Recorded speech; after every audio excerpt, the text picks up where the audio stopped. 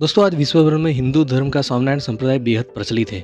दुनिया के अनेक देशों में उनके विशाल मंदिर और सत्संग कार्य स्थापित है। तो इस संप्रदाय के स्थापक भगवान स्वामिनारायण कौन थे? आइए इसके बारे में विस्तार से बताते हैं। नमस्कार दोस्तों, मेरा नाम है प्रियल कुमार। स्वागत है आप सबका मेरे चैनल पे। तो आज से लगभग 200 वर्ष पहले उत्तर भारत के कौशल देश यानी अयोध्या के पास छपैया नामक गांव में भगवान स्वामिनारायण का जन्म हुआ था। उनका जन्म विक्रम संवत 1837 को रामनवमी के दिन हुआ था। उनकी माता का नाम भक्ति देवी था और पिता का नाम देव शर्मा था, जो धर्मदेव के नाम से भी जाने जाते थे। उनके दो भाई थे, जिनका नाम इच्छाराम और राम प्रताप था। भगवान स्वामिनारायण का परिवार वर्ण से सरवरिया ब्राह्मण था और उनका वेद सामवेद उथमी शाखा था। उनके परिवार के गुरु श्री रामानंद स्वामी थे, जो वैष्णवी रामानुजी संप्रदाय के संत थे और उद्धव संप्रदाय शाखा के संस्थापक भी थे। भगवान स्वामिनारायण के माता पिता ने बालपन में उनका नाम घनश्याम रखा था। छपैया के मार्कंडेय ऋषि द्वारा घनश्याम को हरिकृष्ण और हरि जैसे नाम दिए गए थे। बाल्यावस्था में घनश्याम बहुत ही तेजस्वी थे। उन्होंने मात्र 5 वर्ष की आयु में अनेक धर्मशास्त्र कंठस्थ कर लिए थे। बाद में मात्र 11 वर्ष की आयु में घर संसार का त्याग करके वे ज्ञान और गुरु की खोज में निकल पड़े।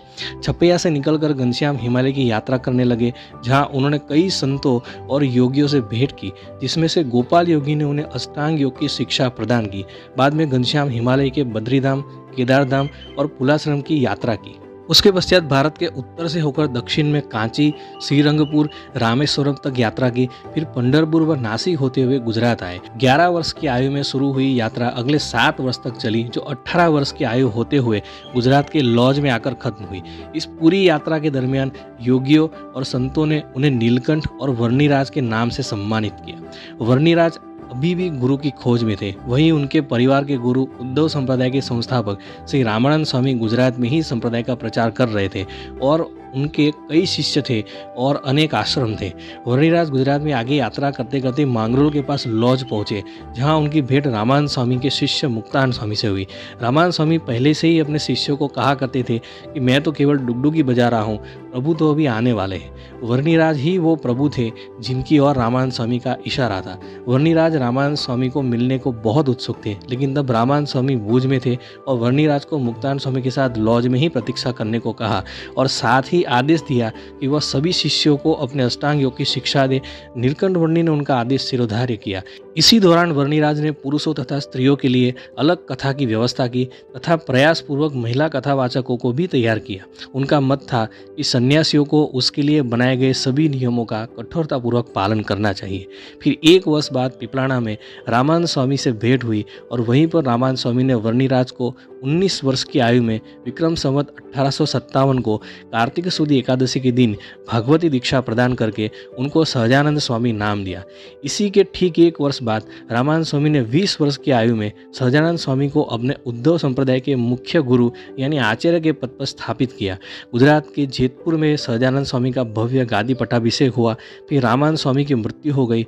उसके बाद सहजानंद स्वामी ने अपने सभी अनुयायियों को स्वामीनारायण महामंत्र दिया, जिसके बाद यह उद्धव संप्रदाय स्वामीनारायण संप्रदाय के नाम से प्रचलित हुआ और सहजानंद स्वामी भी भक्तों के द्वारा भगवान स्वामीनारायण और श्रीजी महाराज के नाम से प्रसिद्ध हुए। अगले 30 वर्षों तक वह संप्रदाय का सत्संग कार्य संभालते रहे और इसी दरमियान उन्होंने 2000 से अधिक संतों को भागवती दीक्षा प्रदान की, जिसमें से 500 परमहंस की दीक्षा प्राप्त की है। उन्होंने निर्धन सेवा को लक्ष्य बनाकर सभी वर्गों को अपने साथ जोड़ा। इससे उनकी ख्याति सब और फैल गई। वे अपने शिष्यों को पंचवर्तमान यानी 5 व्रत लेने को कहते थे। इनमें मांस, मदिरा, चोरी, व्यभिचार का त्याग तथा स्वधर्म के पालन की बात होती थी। भगवान स्वामिनारायण ने जो नियम बनाए, वे स्वयं भी उनका कठोरता से पालन किया करते थे। उन्होंने यज्ञ में होने वाली पशु बलि और हिंसा का विरोध किया और अपने संप्रदाय में अहिंसक यज्ञ शुरू किए, जिसमें गुजरात के डभान में विशाल अहिंसक यज्ञ करवाया। इसके अलावा उस वक्त के समाज में कन्या भ्रूण हत्या और सती प्रथा जैसी कई कुरीतियां फैली हुई थी। सहजानंद स्वामी और उनके संप्रदाय के अनुयायियों ने गुजरात में सती प्रथा तथा कन्या भ्रूण हत्या को रोकने का काम किया। दुष्काल और सूखे के दिन में सहजानंद स्वामी ने सदाव्रत यानी अन्न क्षेत्र चलवाए ताकि कोई भूखा ना रहे। अनेक क्षेत्रों में कुएं और जलाशय, तालाब और धर्मशालाएं तैयार करवाई।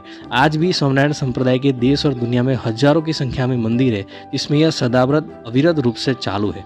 भगवान स्वामीनारायण ने अपने कार्यकाल में गुजरात के अहमदाबाद, मूली, भुज, जेतलपुर, धोलका, वड़ताल, गढ़ड़ा, धोलेरा तथा जूनागढ़ में भव्य शिखरबद्ध मंदिरों का निर्माण शुरू करवाया, जिसमें से अहमदाबाद के कालूपुर, भुज, वड़ताल, गढ़ड़ा, धौलेरा तथा जूनागढ़ के मंदिरों की मूर्ति प्रतिष्ठा तो स्वयं भगवान स्वामिनारायण ने ही की, जिसमें सबसे पहले कालूपुर में श्री नरनारायण देव, भुज में भी श्री नरनारायण देव, गढ़ड़ा में श्री गोपीनाथ जी महाराज, जूनागढ़ में श्री राधारमण देव, धौलेरा में श्री मदन मोहन जी महाराज और वड़ताल में श्री लक्ष्मीनारायण देव की स्थापना की। और इन मंदिरों के निर्माण में भगवान स्वामिनारायण अपने संतों भक्तों सहित स्वयं भी सेवा कार्य किया करते थे। यह सभी मंदिर स्थापत्य कला का अद्भुत नमूना है। स्वामिनारायण संप्रदाय वैसे तो वैष्णव संप्रदायों की ही शाखा है, इसलिए इस संप्रदाय में श्रीमद् भागवत तथा विष्णु पुराण एवं स्कंद पुराण का विशेष महत्व है। लेकिन भगवान स्वामिनारायण ने सनातन धर्म के प्रचार हेतु वेद उपनिषद के तत्वज्ञान को सरल रूप से शिक्षापत्री और वचनामृत के रूप से प्रकाशित किया। इस संप्रदाय के महान संतों ने भी भगवान स्वामिनारायण की आज्ञा का पालन करते हुए सनातन धर्म शास्त्रों का गहन अभ्यास किया और स्थानीय गुजराती भाषा में उस पर अनेक ग्रंथों का निर्माण किया। भगवान स्वामिनारायण ने सामाजिक समरसता दिखाते हुए समाज के सभी वर्णों को समाविष्ट किया और संप्रदाय में दीक्षा प्रदान की। उस दौरान भारत में ब्रिटिश हुकूमत धीरे धीरे मजबूत हो रही थी, लेकिन उसके साथ ईसाई मिशनरियां धर्मांतरण का कारोबार पूरे भारत भर में चलाई हुई थी। लेकिन स्वामिनारायण संप्रदाय के प्रचार ने गुजरात में ईसाई मिशनरियों का प्रचार लगभग खत्म ही कर दिया, जिससे गुजरात के अनेक हिस्से धर्मांतरित होने से बच गए। इसी तरह संप्रदाय समग्र गुजरात में फैल गया। संप्रदाय को स्थिर करके भगवान स्वामिनारायण ने आगे की व्यवस्था चलाने के लिए समस्त संप्रदाय के व्यवस्थापन को 2 भागों में विभाजित कर दिया और संप्रदाय की 2 अलग गादी यानी पीठ की स्थापना की, जिसमें उत्तर विभाग के क्षेत्र का केंद्र कालूपुर गादी पीठ और दक्षिण विभाग का केंद्र वड़ताल गादी पीठ बनाया गया। दोनों गादी पर भगवान स्वामिनारायण ने अपने परिवार यानी धर्मकुल से अपने बड़े भाई इच्छाराम के बेटे रघुवीर जी और छोटे भाई राम प्रताप जी के बेटे अयोध्या प्रसाद जी को दत्तक पुत्र करके संप्रदाय में अपने उत्तराधिकारी आचार्य के रूप में स्थापित किया। वड़ताल गादी की जवाबदेही रघुवीर जी महाराज को और कालूपुर अहमदाबाद गादी की जवाबदेही अयोध्या प्रसाद जी महाराज को सौंप दी। इसी तरह भगवान स्वामिनारायण ने सत्संग में 30 वर्ष कार्य किए।